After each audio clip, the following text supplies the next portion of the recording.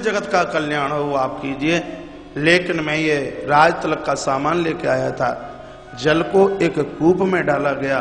भगवान ने कहा आज से इस स्थान का ही नाम भरतकूप होगा। जो श्री चित्रकूट चल करके आएंगे भरतकूप का आचमन करेंगे, जल ग्रहण करेंगे, स्नान करेंगे, उनको मरने और जन्मने के लिए किसी माँ के गर्भ में नहीं जाना पड़ेगा। एक ही बार में उनका आत्मोद्धार, आत्म कल्याण उनका हो जाएगा। ऐसा भरतकूप।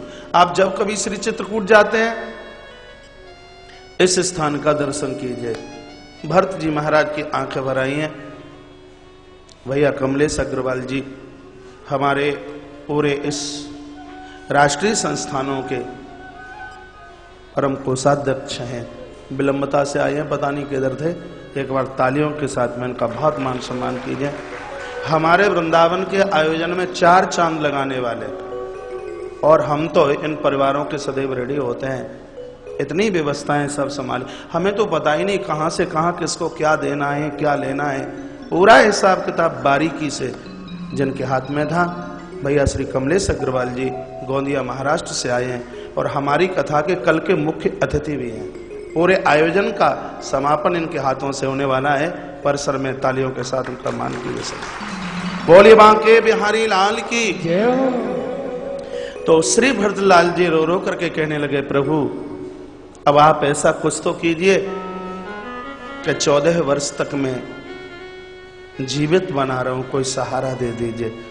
सीताराम सरकार के श्री विग्रह में से चरण पादुका सामने आके प्रकट हो गई। इन चरण पादुकाओं के बारे में तो तमाम कथाओं का वर्णन किया है। कई भाव आप पूर्व में समझ चुके हैं। संतों ने कहा कि दाहिनी खड़ाओं में स्वयं भगवान राम और वाहिनी खड़ाओं में साक्षात भक्तिमती माता जानकी प्रकट हो गई। ये तो साक्षात सीताराम भगवान का श्री विग्रह था। आइए गोस्वामी जी लिखते हैं सुंदर चौपाइया। अयोध्या कांड का समापन है दोहा नंबर 315 और चौपाई नंबर 4 और 5। गुरजनों की चरण पादुका हम पूजते हैं, मंदिर में चरण पादुका हम रखते हैं। जब उनका पूजन करें तो रामायण की ये 2 चौपाइयां बोलिए। गुरुजनों के चरण आप पूजें, चरण धोएं, चरणोदक आप लेते हैं तो मानस की ये दोनों चौपाइयां बोलिए। पूरे जितने भी षोडशोपचार का जो भी पूजन है वो सब इन दोनों चौपाइयों में समाविष्ट है। रामायण अयोध्या कांड दोहा नंबर 315 चौपाई नंबर 4 और 5। स्वर दीजिए, दोनों हाथ ऐसे कीजिए।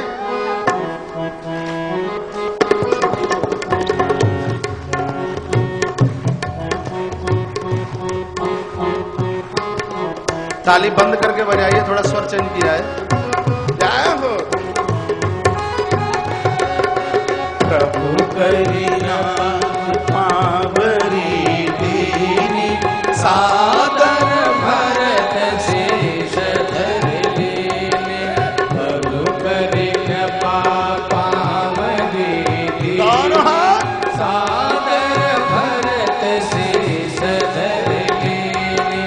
प्रदन पीठ करुणा निधान के, चरण पीठ करुणा निधान के, जनु जुग जान के प्रजा प्राण के, जनु जुग जान के प्रजा प्राण के।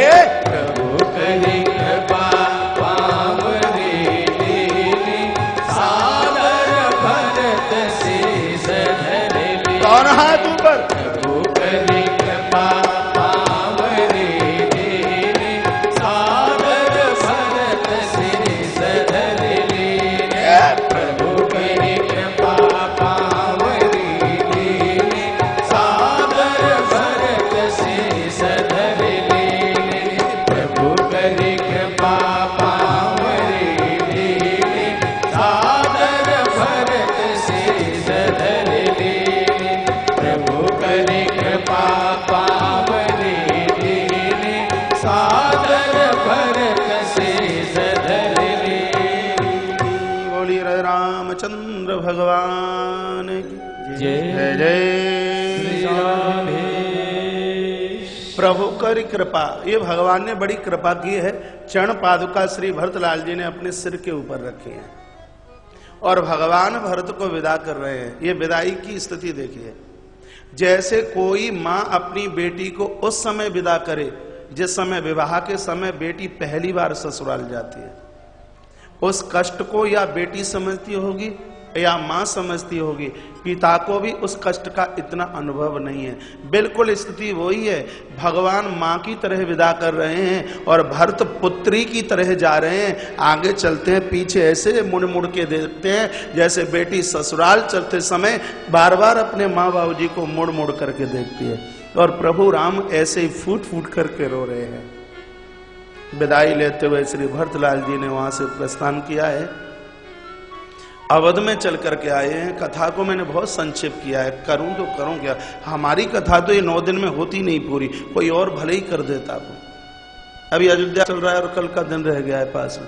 अनादि वर्मा जी फिर कहेंगे महाराज हमारे यहाँ भी सुंदरकांड तक कथा पहुंची, और लगता है कि यहाँ भी सुंदरकांड तक ही पहुंचेगी। अब के लंका कांड और उत्तरकांड पूरा 9 दिन हम अपने मंडला में सुनाएंगे। पूरा वो कथा सिर्फ लंका कांड और सिर्फ उत्तरकांड, 9 दिन का प्रवचन सिर्फ इन 2 सोपानों के ऊपर होगा। राम कथा तो ऐसी है कि इसमें यदि घुस जाएं तो इसमें से निकलना बड़ा मुश्किल होता है, बहुत भारी मुश्किल निकलना होता है। भगवान शिव के दरबार में राम जी का चरित्र, भोलेनाथ बड़े खुश, इनको बड़ी गुदगुदी लग रही। सावन के महीने में शिव महापुराण इतना होता तो शायद बाबा इतने खुश नहीं होते जितना कि राम कथा से खुश हो रहे हैं, इतने प्रसन्न हो रहे हैं। भरत जी अवध में आए हैं, सिंहासन पर चरण पादुका रखी हैं, गुरु जी के चरणों में लेट गए। कहा गुरुदेव अब जब तक प्रभु नहीं आ जाएंगे तब तक 14 वर्ष तक मैं अयोध्या में प्रवेश नहीं करूंगा। अयोध्या हृदय का नाम है, जैसे हृदय में राम नहीं तो जीव भरत की फिर वहां रहने की स्थिति कहाँ है। नंदीगाम नाम का जगह स्थान चुना हुआ है, गुफा में पूरे दिन जप करते हैं और रात्रि को अवध के बाहर से चारों तरफ से महाराज सुरक्षा करते हैं, रक्षा करते हैं। कहा संपत्ति सब ही रघुनाथ की, यदि दौलत सब भगवान की है तो इसको किसी भी प्रकार का नुकसान नहीं होना चाहिए। आपके पास में भी जो भी है वो आपका नहीं है, सब ईश्वर का है, तो इसका भी दुरुपयोग नहीं होना चाहिए, इसका सदुपयोग होना चाहिए।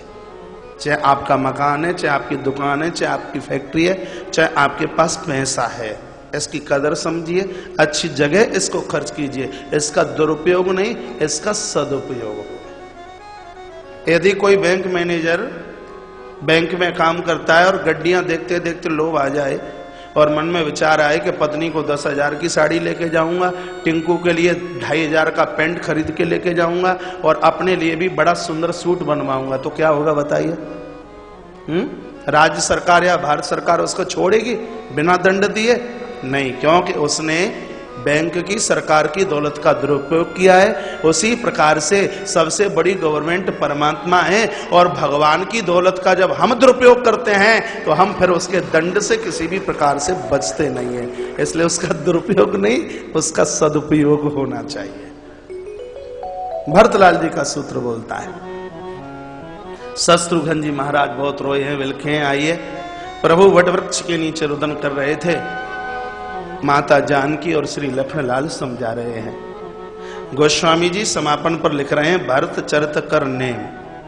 ये भरत चरित्र की कथा जो लोग नियम से सुनते हैं या सुनाते हैं, भरत चरित कर नेम तुलसी जो सादर सुने, बड़ी प्रसन्नता के साथ सुनते हैं। सिय राम पद प्रेम अवश्य होय भव रस बिरति शब्द लिखा है, अवश्य उसको भव रस 6 काम क्रोध लोभ मोह मद और मत्सर, जिनको कामनाओं को जीतना है, क्रोध को जीतना है, ये प्रमाणित करता अयोध्या कांड। जिनको क्रोध बहुत आता है, जो संसार में अतिशय जकड़े हुए हैं, नियम के साथ में वो 10-5 मिनट श्री भरतलाल जी का चरित्र पढ़ लें, सुन लें, महाराज भवरस संसार के दोषों से मुक्ति हो जाएगी और अपने अपने इष्ट के चरणों में अनुराग हो जाएगा, प्रीति हो जाएगी। इसमें कोई भी संशय वाली बात बिल्कुल भी नहीं है। ये मैं रामायण के अयोध्या कांड से सोरठा नंबर 326 बोल गया हूं। भरत चरित्र का प्रभाव, भरत चरित कर नेम जो नियम से, तुलसी जो सादर सुने, जो प्रश्नता से सुना, सी राम पद प्रेम सीताराम सरकार के चरणों में निश्चित रूप से प्रेम होगा। अवश्य होई भव रस विरक्ति, संसार से उसकी विरक्ति हो जाएगी। जय जय श्रीमद रामचरितमानस कलकल विध्वंसने अयोध्या कांड द्वितीयो सोपाने भगवान श्री महाकालेश्वर प्रभु चरणार्पणमस्तु। भगवान शिव के महाकाल प्रभु के चरणों में दूसरे पुष्प को हम समर्पित करते हैं। आइए अब चलते हैं अरण्य कांड में। अरण्य कांड वृद्धावस्था है। बूढ़े लोगों की, दादा लोगों की कथा अरण्य कांड की है। जो भी 55 साल से ऊपर पहुंच गए हैं अब वो अरण्य कांड पढ़े। बुजुर्गों की, वृद्धों की, दादा दादी की कथा है। क्या करना है? जवानी ढल गई है, वृद्धावस्था का आरंभ हो चुका है, तो अब घर मत रहिए, गुरुजनों के आश्रय में रहिए।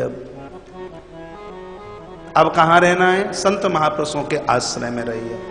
अब आश्रमों में रहिए। अब आश्रमों में, अब तीर्थों में, अब धामों में रहिए। कल भी बोल रहा था, पहले इतना बढ़िया करके आए हो, इतना सुंदर जीवन मिला है, तो अब और भी तो कुछ करते जाइए।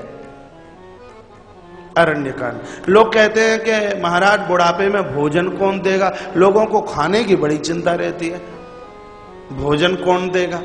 तो मैं प्राय बोला करता हूं, एक बाग होता है और एक वाटिका होती है। दोनों का अंतर आपने देखा है? बाग और वाटिका का अंतर। वाटिका वो है जिसमें पानी दिया जाता है, वाटिका वो है जिसमें खाद दिया जाता है, वाटिका वो है जहां पेड़ों की निराई गुड़ाई की जाती है, ये वाटिका है। और बाग कौन है? वन कौन है? वन वो है जिसमें कभी भी कोई भी खाद देने की जरूरत नहीं पड़ी। जंगल में किसी ने समरसेबल बोरिंग लगाई क्या? इन पेड़ों में पानी देना है, या कोई फर्टिलाइजर्स का कट्टा लेकर के गया, वो बोरा लेके गया खाद का? नहीं। वन में जैसे खाद पानी प्रभु कृपा से अपने आप मिल जाता है, वन में, अरण्य में, अरण्य का अर्थ वन ही तो होता है, वन में अपने आप खाद पानी मिल जाता है। राम भरोसे जो रहे पर्वत पे हरे आए, और तुलसी बिरवा बाग को सींचते ही को मिलाए। जब वन के वृक्षों को खुराक अपने आप मिलती है, अरे बूढ़े होकर घर छोड़िए तो सही, प्रभु प्रेमी जनों, एक भी दिन ऐसा नहीं निकलेगा कि जिस दिन आप भूखे रह लें। भगवान आपको खिलाने के बाद ही खाएगा, आप विश्वास तो कीजिए। आश्रम बहुत बड़े बड़े बने हुए पड़े हैं, लेकिन उसमें रहने वाले ही नहीं है। घर को छोड़ ही नहीं सकते। हमेशा के लिए मत छोड़िए, आते जाते रहिए। पूर्व में बोल चुका हूं, अरण्य कांड के आरंभ में 3 श्लोक हैं, और तत्पश्चात मेरे प्रभु ने आज माता जानकी का श्रृंगार किया है। ये कथा जरूर समझ में आ जाएगी, क्योंकि जानकी माता का श्रृंगार है इसलिए।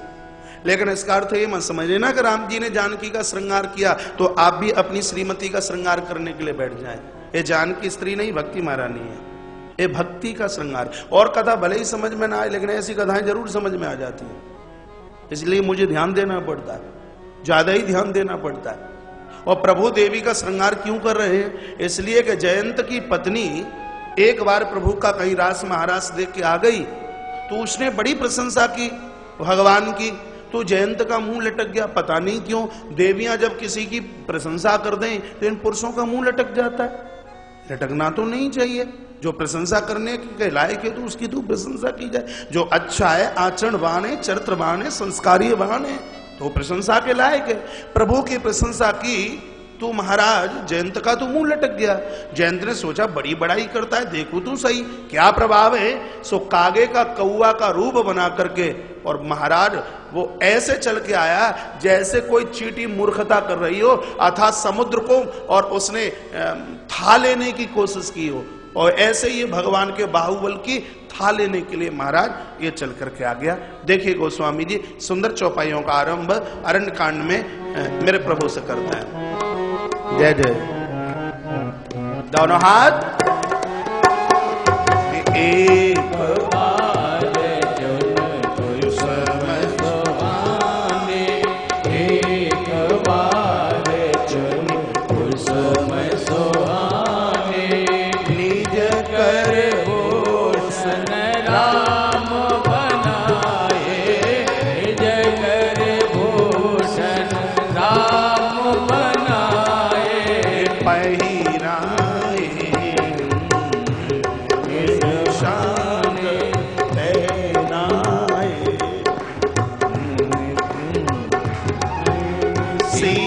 तहि फेरा। ये प्रभु सादर सीतग पगरा, हे प्रभु सादर बैठे पटिक सेना पर सुंदर, बैठे पटिक सेना पर सुंदर। सुरपति सुतधर पायस बेसा, सुरपति सुतधर पायस बेसा। हट जागत रघुपति बल देखा, सट जागत रघुपति बल देखा। एक बार चुन कुसुम सुहाने, एक बार चुन कुसुम सुहाने, एक बार चुन कुसुम सुहाने। भगवान ने सुंदर सुंदर पुष्पों को इकट्ठा किया और एक सींक से उनको गूंथ गूंथ करके माला बनाई, मां का श्रृंगार किया। भक्ति का श्रृंगार है। भक्ति का श्रृंगार किसे कहते हैं? कभी आप गोपाल जी को बढ़िया टीका लगाइए, बढ़िया काजल लगाइए, बढ़िया से वस्त्र पहनाइए, ये भक्ति का श्रृंगार है। आप यजन कीजिए, आप हवन कीजिए, आप अभिषेक कीजिए, आप मंदिर में जाइए, ये क्या है? ये भक्ति का श्रृंगार है। लोग कहते हैं कि सत्संग में बैठने से ज्ञान नहीं होता, लोग कहते हैं कि मंदिर में पहुंचने से भगवान का दर्शन नहीं होता, लेकिन हम इस बात को कभी भी मानने वाले नहीं हैं। सत्संग में विचारों की स्फुरणता न हो नहीं सकता। कथा के तीसरे दिन के प्रवचन में मैं निवेदन कर रहा था, प्रभु साक्षात्कार के लिए आवश्यकता ये तीन है, चौथी की जरूरत नहीं है। सत्संग, संतों के हृदय में जगह और मंदिर में भगवान की पूजा, ये तीन है। तो जैसे सखी सीता का हाथ पकड़कर प्रभु के सामने खड़ा कर देती है, तब कोई गुरु चल के आएगा, तुम्हारी उंगली पकड़ेगा और परमात्मा के दरबार में ले जाकर के खड़ा कर देगा। माथे में से बात निकाल दीजिए कि सत्संग में ज्ञान नहीं होता। ज्ञान सत्संग में ही होता है। पिक्चर हॉल में होगा ज्ञान, जब सत्संग में नहीं होगा तो कहां होगा ज्ञान? ज्ञान या मंदिर में होगा, सत्संग में होगा, या मरघट में होगा, और ज्ञान कहां होगा? अस्तु वहीं प्रसंग में महाराज चल करके आइए कि भक्ति का श्रृंगार भगवान ने एक सीख से किया और एक बिरही जैसा भेष बना करके, रूप बनाकर भगवान अपना मस्तिष्क भगवान की गोद में रख करके सो गए। नाटक था भगवान का। बाटला जी कहां चल दिए आप? हाँ, अच्छा अच्छा, ले आइए उनको। बोली शंकर भगवान की जय। तो इतने में वो कागा आया और माता के चरणों में प्रहार किया इसने, चौंचक प्रहार किया। सुरुद्र टबकता टबकता भगवान के पास तक आया। प्रभु ने कहा ये कहां से? सो कौआ सामने गर्दन हिला रहा था और भगवान ने समझा प्रभाव देखने के लिए आया है, तो इसको मैं अपना प्रभाव ही दिखा दूं। तो जिस सीख से श्रृंगार किया और उसी सीख को छोड़ दिया, कोई बाण नहीं उठाया, और अपने आप ही वो सीख अपने आप में ब्रह्मास्त्र का रूप धारण कर लिया। त्रिलोकी में घूम करके आ गया जयंत, लेकिन कोई बचाने में सक्षम नहीं हुआ, सबने मना कर दिया। ईश्वर भी जिसको ठुकरा दे उसको कहां जगह मिलेगी फिर? आप बता दीजिए एक बार। ईश्वर भी स्वीकार न करे उसको जगह कहां मिलेगी फिर बचने को? एक बार बोल दीजिए, ताली बजा दूंगा आपके नाम की। आप मत बजाइए, मैं बजाऊंगा। हाँ, गुरु के चरणों में। भैया दीपक बाबू बोल रहे हैं, गुरु जी के चरणों में ये दरबार ऐसा है, कहीं जगह ना मिले तो ये दरबार है। तो नारद देखा बिकल जयंता, गुरु जी ने देखा कि जयंत अतिशय परेशान है। कहा रे बेटे बोल क्या बात है? ऐसी ऐसी बात, प्रभु का मैं बल देखने के लिए गया और ये ब्रह्मास्त्र छोड़ दिया और गुरु जी में चलने वाला हूं, मुझे बचा लीजिए। कहा मैया के चरणों में जाके गिर जा, बच जाएगा। कहा मां का तो मैंने अपराध ही किया है, मैंने अपराध मां का ही तो किया है। कहा कोई बात नहीं, मैया को कह देना माँ मैं तो तेरा बेटा हूं। अब दूध पीते पीते कभी बेटा दांत भी तो लगा देता है, अब गलती हो गई, माँ तू मुझे माफ कर दे, तू मेरी माँ और मैं तेरा पुत्र। और फिर माँ जरूर भगवान को इशारा करेगी तो फिर भगवान के चरण पकड़ लेना। और भगवान ने यदि ये पूछ लिया कि पहले काय के लिए आया, तो बोल देना प्रभाव देखने के लिए। फिर प्रभु ये पूछेंगे तो अब चरणों में काय के लिए आया है, तो बोल देना अब मैं तुम्हारा स्वभाव देखने के लिए आया हूं। जो चरणों में चल के आता है उसको छोड़ देते हो या उसको दंड देते हो, अब ये मैं तुम्हारा स्वभाव देखने के लिए आया हूं। तो संतों को तो भगवान ने इतनी योग्यता दी है। और कभी कभी मैं बोलता हूं जिस दिन साधु को बनाया, महात्मा को बनाया होगा, ब्रह्मा ने पूरी रात्रि बैंड बजाए होंगे, इतनी खुशी हुई होगी। चरणों में आकर के जयंत गिरा, पहले माँ के में और फिर सरकार के में, और वो ही बात कही है। और तत्पश्चात प्रभु ने एक आंख से इसको विदीर्ण किया। अब ये यहाँ प्रश्न उठता है कि एक आंख क्यों फोड़ी जयंत की? भगवान ने ये ऐसा क्यों किया? क्योंकि जब जानकी को लेकर के वो जा रहे थे अवध से, तब मैया ने ये कहा था कि जैसे पलक आंख की रक्षा करते हैं, ये जानकी तेरे लिए आंख की तरह है।